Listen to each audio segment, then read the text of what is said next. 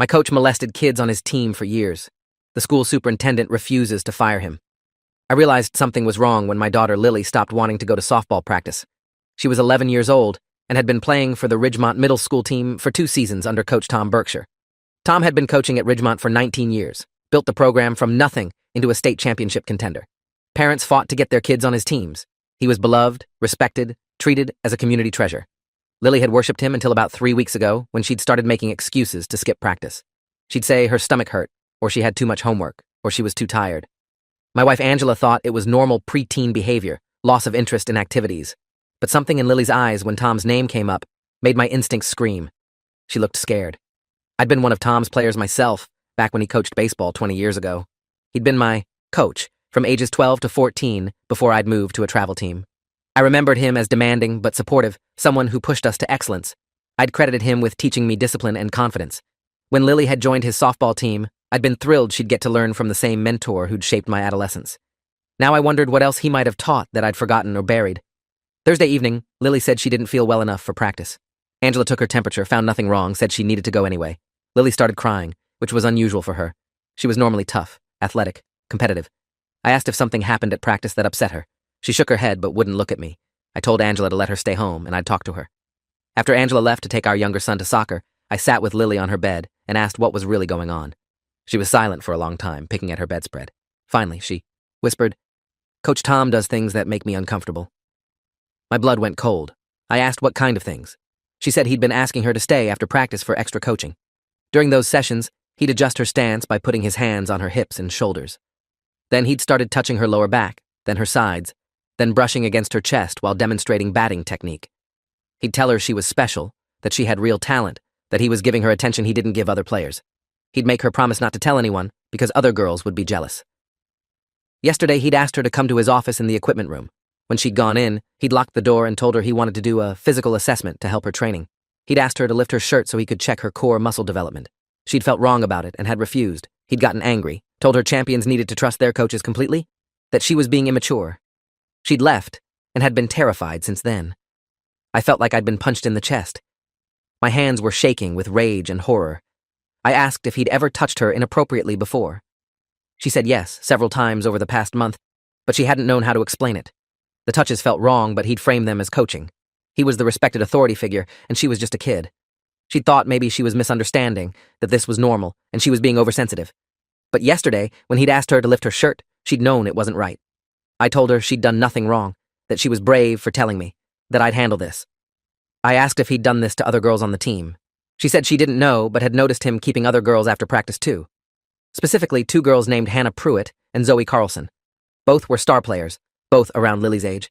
I hugged Lily and told her she never had to go back to that practice. Then I called Angela and told her to come home immediately. When she arrived and I explained what Lily had told us, Angela went pale. She wanted to call the police immediately. I said yes, but first I needed to document everything, record Lily's statement in detail, and contact the other parents. We couldn't let Tom have time to destroy evidence or threaten victims into silence. I recorded Lily giving her statement on my phone with her permission. She described each incident with dates and details. The progression was clear. Innocent touches that gradually became more invasive, combined with isolation, special attention, and secrecy demands. Classic grooming behavior. I'd researched child sexual abuse enough through my work as a social worker to recognize the pattern. The realization that had been happening under my nose to my own daughter by someone I'd trusted and admired made me physically sick. After documenting Lily's account, I called the parents of Hannah Pruitt and Zoe Carlson. Hannah's mother, Rebecca, answered. I explained who I was and said I needed to discuss something sensitive about Coach Tom. She immediately got defensive, said Tom was a wonderful coach who'd done so much for the girls. I told her what Lily had disclosed and asked if Hannah had mentioned anything similar. Rebecca went silent. Then she said she'd call me back. She called 20 minutes later, crying. Hannah had just told her that Tom had been touching her inappropriately for months. He'd been more aggressive with Hannah, progressing to touching her chest and inner thighs during private coaching sessions. He'd told her this was special training that Olympic coaches used. Hannah had felt confused and uncomfortable, but Tom had convinced her it was professional. Rebecca was devastated that she hadn't noticed, hadn't protected her daughter. Zoe's father, Michael Carlson, reacted differently. When I explained the situation, he said I was overreacting. Tom was old-school hands-on coaching wasn't abuse. Kids these days were too sensitive. He said Lily was probably misinterpreting normal coaching adjustments. I told him 3 girls had now reported similar experiences. He said his daughter had never complained and he trusted Tom completely. Tom had coached at Ridgemont for 19 years without any problems. I was stirring up drama based on misunderstandings. He hung up on me. I called back twice, but he didn't answer. That night, Angela and I took Lily to the hospital for a forensic examination.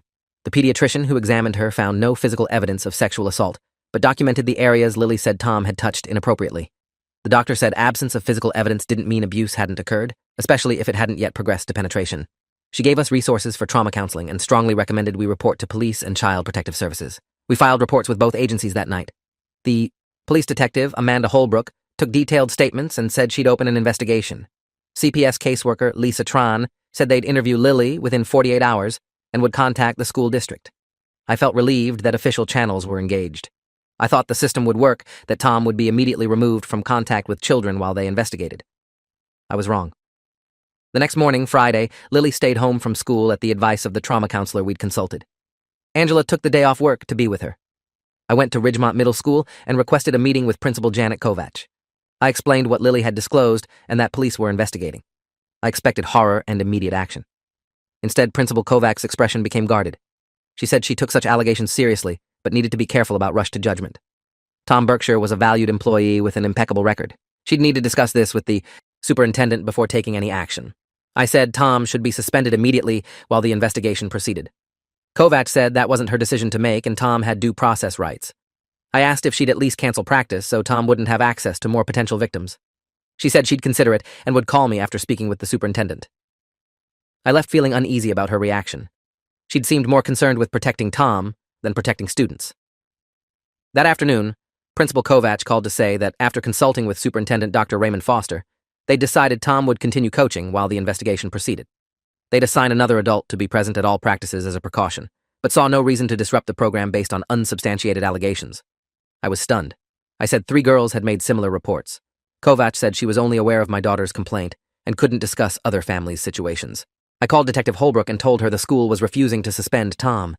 She said she'd reached out to the district that morning but hadn't gotten cooperation. They'd told her they were conducting their own internal investigation. She'd requested they suspend Tom pending the criminal investigation, but they'd declined. She said unfortunately, without charges filed, she couldn't force the school to act. The investigation was ongoing and she was trying to interview other potential victims, but that took time. She was also meeting resistance from parents who didn't believe their children could have been victimized by someone so respected. I asked how long the investigation would take. She said weeks, possibly months, depending on cooperation from witnesses and the district. I said Tom was still coaching, still had access to children. She said she understood my frustration, but had to build a solid case. I hung up feeling helpless and furious. My daughter's abuser was still working, with children while bureaucracy moved at a glacial pace. That weekend, I contacted every parent I could find whose child was currently or had previously been on Tom's teams. I reached 14 families. Most were defensive and dismissive. They said Tom was a pillar of the community, that my allegations were slanderous, that I was a troublemaker trying to destroy a good man's reputation. 3 families hung up on me. 2 said their children had mentioned Tom being touchy, but they'd assumed it was normal coaching. One mother, Patricia Rowan, said her daughter Emily had been on Tom's team 3 years ago and had quit suddenly. Emily had never explained why. Patricia agreed to ask her about it. Patricia called me back Sunday evening. She was crying. Emily, now 14, had told her that Tom had molested her when she was 11. It had started with the same pattern of extra coaching and progressive touching. It had escalated to Tom putting his hands inside her clothes and digitally penetrating her in his office. He'd told her that if she told anyone, he'd make sure she was kicked off the team and her friends would hate her. Emily had been terrified and ashamed. She'd quit softball and had never told her parents the real reason. She'd been in therapy for anxiety for 2 years, but had never disclosed the abuse to her therapist. Now, hearing that other girls were reporting similar experiences, Emily wanted to come forward. She didn't want other kids to suffer what she'd suffered. Patricia was devastated and furious. She asked what she should do. I told her to take Emily to the police immediately and to the hospital for a forensic interview. Patricia did. Detective Holbrook called me Monday afternoon to say Emily's disclosure significantly strengthened the case. Emily's account included details about Tom's office, his methods, and his threats that were consistent with other reports. Holbrook was now treating this as a serial child predator case. She'd be expanding the investigation to interview all former players. She estimated there could be dozens of victims over Tom's 19-year coaching career. She said she'd be meeting with the district attorney's office to discuss charges. Monday evening, I got a call from Superintendent Dr. Raymond Foster. His tone was cold and formal. He said he was concerned about the allegations I'd been spreading around the community about Coach Berkshire. He understood I was upset about my daughter's perception of normal coaching interactions, but I needed to stop contacting other families and making wild accusations. The district had conducted a thorough internal investigation and found no evidence of misconduct. Tom had been interviewed and vehemently denied any inappropriate behavior. Several parents had contacted the district to complain about my harassment. If I continued this campaign, the district would consider it defamatory and might pursue legal action. I told Dr. Foster that police had multiple victim reports and were conducting a criminal investigation. He said he was aware of the police inquiry and was cooperating fully, but the district couldn't suspend a valued employee based on uncorroborated accusations. I asked if he considered 4 separate girls reporting similar experiences to be uncorroborated. He said he couldn't discuss other families' situations due to privacy laws. Then he said something that made my blood run cold. He said Tom Berkshire had been his friend for 25 years, had been best man at his wedding, and he knew Tom's character. These allegations were a misunderstanding being blown out of proportion by overprotective parents who didn't understand athletic coaching. He suggested I focus on getting my daughter proper counseling to help her understand appropriate boundaries rather than destroying a good man's career. I realized then that Dr. Foster wasn't going to protect the children. He was going to protect his friend. I asked if he understood he was enabling a child predator. He said the conversation was over and hung up. I immediately called Detective Holbrook and told her about Dr. Foster's threatening call. She said that was helpful information because it demonstrated potential obstruction. She'd documented in her report. I also called a lawyer I knew, David Brenner, who specialized in education law. I explained the situation and asked about legal options. David said I could potentially sue the district for failing to protect students, but that would take years and wouldn't stop Tom immediately. The fastest route was the criminal investigation. However, he'd seen cases where school districts protected accused staff for months or years while investigations dragged on. He suggested I contact the State Department of Education and the State Attorney General's office to report the district's failure to act. He'd draft a formal complaint for me. I spent that night writing a detailed timeline of events. Lily's disclosure, the other victims coming forward, the police investigation, the district's refusal to suspend Tom, and Dr. Foster's threatening call. I included copies of all documentation, medical records, police reports, and recorded statements. I sent it to the State Department of Education, the State Attorney General, local news outlets, and every parent organization I could find. The response was swift, but not what I'd hoped. The State Department of Education said they'd review my complaint, but the process took 60 to 90 days. The State Attorney General's office said they didn't have jurisdiction over personnel decisions by local school districts. 2 news outlets said they couldn't run a story based on allegations against someone who hadn't been charged with a crime. One parent organization forwarded my email to the school district. Wednesday morning, I received a cease and desist letter from the school district's attorney demanding I stop making defamatory statements about Coach Berkshire and Superintendent Foster. The letter threatened a lawsuit for damages if I continued. That same day, someone created a Facebook group called Support Coach Tom Berkshire. It quickly gained 300 members who posted about what a great coach Tom was, how he'd positively impacted their children, how he was being victimized by false accusations. Several posts named me specifically as a troublemaker and bad parent. People I'd known for years, whose children had been Lily's teammates, were calling me a liar, and worse. The community was circling wagons around Tom. Angela was getting harassed at work by colleagues whose children played sports at Ridgemont. Lily was terrified to return to school. Our younger son was being bullied because his father was trying to ruin Coach Tom. The social cost of speaking up was overwhelming. Angela asked if we should just drop it, move to a different district, start over somewhere else. I said no. If we ran, Tom would keep abusing children. We had to see this through. Detective Holbrook called Thursday with an update. She'd now interviewed 6 girls who reported being molested by Tom over a span of 8 years. The accounts were disturbingly consistent. Tom would identify vulnerable girls, often from single-parent homes or families with financial struggles. He'd offer extra coaching and special attention. He'd gradually escalate physical contact while telling victims they were special and talented. He'd isolate them in his office or in empty locker rooms. He'd progress from touching over clothes to underclothes to digital penetration.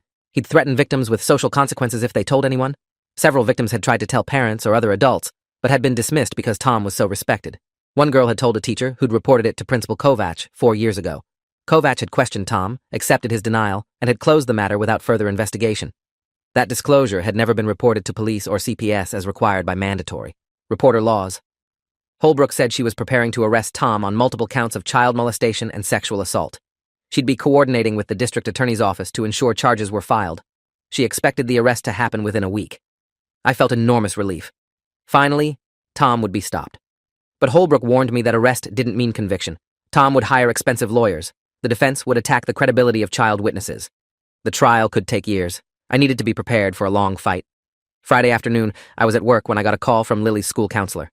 Lily had been called to Principal Kovach's office that morning. Kovach had questioned her about the allegations against Tom, without Angela or me present and without informing us the questioning was happening. Kovacs had asked Lily if she was sure about what she was saying, if maybe she'd misunderstood Coach Tom's intentions if her father had pressured her to make these accusations. The counselor had happened to walk by and heard Lily crying through Kovacs' closed door. She'd intervened and brought Lily to her office. The counselor was furious. She said Kovacs had violated every protocol for handling abuse disclosures. She'd re-traumatized Lily and had essentially coached her to recant. The counselor had documented everything and was filing a complaint with the state. I left work immediately, picked up Lily from school, and called our lawyer David Brenner. He was outraged. He said Kovacs' actions could be considered witness tampering and child endangerment. He'd file an emergency complaint with the state board and would demand Kovacs and Dr. Foster be suspended pending investigation. That evening, Angela and I decided to pull both kids from Ridgemont. We couldn't trust the school to protect them. We enrolled them in a private school 30 minutes away. The tuition would strain our finances, but our children's safety was worth any cost. The decision felt simultaneously necessary and deeply unfair. We were being pushed out while Tom remained employed. Monday morning, Tom Berkshire was arrested at school during second period. Police took him out in handcuffs in front of students and staff. He was charged with 14 counts of child molestation, 8 counts of sexual assault of a minor, and 6 counts of child pornography possession after police found images on his computer during a search warrant execution. The charges spanned 10 years and involved 9 known victims ranging from ages 10 to 13. Bail was set at $500,000. Tom's wife posted bail within 6 hours. He was released on house arrest with electronic monitoring and ordered to have no contact with minors. The news coverage was immediate and intense. Local media reported the arrest and charges. The Facebook support group suddenly went quiet. Some members deleted their supportive posts. Others doubled down, insisting Tom was innocent and being railroaded. Dr. Foster released a statement, saying the district had cooperated fully with law enforcement and took the safety of students seriously. The statement made no mention of the district's months-long refusal to suspend Tom or their attempts to intimidate victims and witnesses. That statement made me see red. I called every reporter who'd covered the arrest and offered to tell them the full story of how the district had protected Tom. 3 agreed to interview me. I spent hours documenting the timeline, showing emails, playing recorded conversations. I explained how Dr. Foster had threatened me, how Kovacs had tried to coerce Lily into recanting, how the district had ignored previous complaints going back years. The investigative reports ran over the following week. School district enabled alleged child predator for years despite warnings was one headline. Superintendent protected friend accused of molesting students was another. The stories detailed the district's failures, included interviews with multiple victims' families, and raised serious questions about Dr. Foster's fitness for his position. The school board called an emergency meeting. Parents packed the auditorium, some supporting Dr. Foster, others demanding his resignation. I testified about the district's response to Lily's disclosure. Patricia Rowan testified about Emily's abuse 3 years ago and how the district had done nothing. Rebecca Pruitt testified about Hannah's victimization and the retaliation her family faced for reporting. The testimony was emotional and damning. Several board members looked genuinely shocked. Others appeared defensive. Board President Carol Stevenson said they'd be launching an independent investigation into the district's handling of complaints against Tom. Dr. Foster would be placed on paid administrative leave during that investigation. It wasn't enough, but it was something. Tom's preliminary hearing was scheduled for 6 weeks out. The prosecutor, Assistant DA Margaret Sinclair, met with all victim families to prepare us for trial. She explained the process, warned us it would be difficult for the children to testify, but said their testimony was crucial. The defense would argue that Tom was being falsely accused by a coordinated group of parents who'd turned innocent coaching interactions into a witch hunt.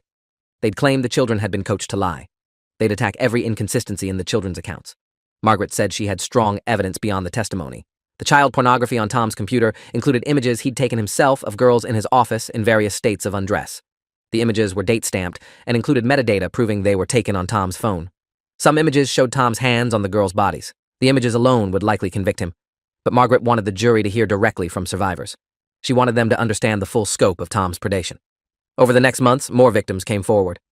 The total eventually reached 22 girls, spanning Tom's entire 19-year coaching career. The pattern was consistent. Tom had been methodically abusing position of trust and authority to sexually abuse children.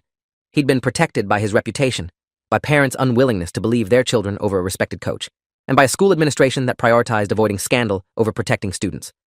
The independent investigation into the district's handling of complaints concluded that Principal Kovacs and Superintendent Foster had both failed in their duty to protect students. Kovacs had received and dismissed 3 separate complaints about Tom over 6 years. She'd never reported them to authorities as required by law. Foster had actively interfered with the police investigation and had attempted to intimidate witnesses. Both had violated state education codes and mandatory reporting laws. The school board voted to terminate both of them. Foster fought his termination, hired lawyers, and threatened to sue the district. The board stood firm. The state attorney general's office opened a criminal investigation into Foster and Kovac for failure to report child abuse and obstruction of justice. Both were eventually charged with multiple misdemeanors. They accepted plea deals that included surrendering their teaching licenses, probation, and community service. Neither served jail time, which felt inadequate, but at least they could never work in education again. Tom's trial began 11 months after his arrest. It lasted 3 weeks. 7 girls testified, including Lily and Emily. Watching my daughter on the witness stand describing what Tom had done to her was the hardest thing I'd ever experienced. She was so small in the witness box, so brave, so clear in her testimony. The defense attorney tried to confuse her, suggested her father had coached her, implied she was lying for attention. Lily never wavered. She told the truth simply and directly. The other girls did the same. The defense's strategy fell apart when the child pornography evidence was presented. The images were incontrovertible. The jury saw Tom's face, his office, his hands on children. They saw dates and timestamps.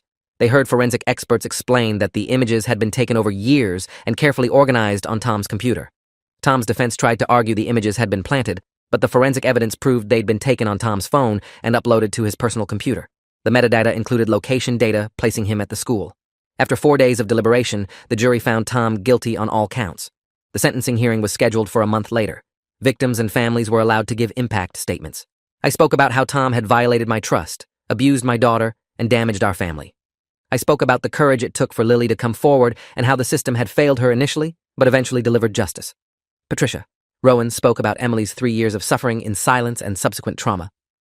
Rebecca Pruitt described Hannah's nightmares and anxiety. Other parents described their children's struggles, their feelings of guilt for not protecting them, their anger at the institutions that had enabled Tom. The statements took hours. The judge listened carefully to each one. When it was time for sentencing, she said she'd reviewed the evidence, read the pre-sentence reports, and considered the severity and scope of Tom's crimes. She said Tom had systematically preyed on vulnerable children, had used his position of trust to gain access to victims, had caused immeasurable harm to dozens of children and families. She sentenced him to 85 years in prison, with sentences on individual counts to run consecutively. Tom would die in prison. He showed no emotion when the sentence was read. He'd maintained his innocence throughout, never expressing remorse. As he was led away, several parents shouted at him.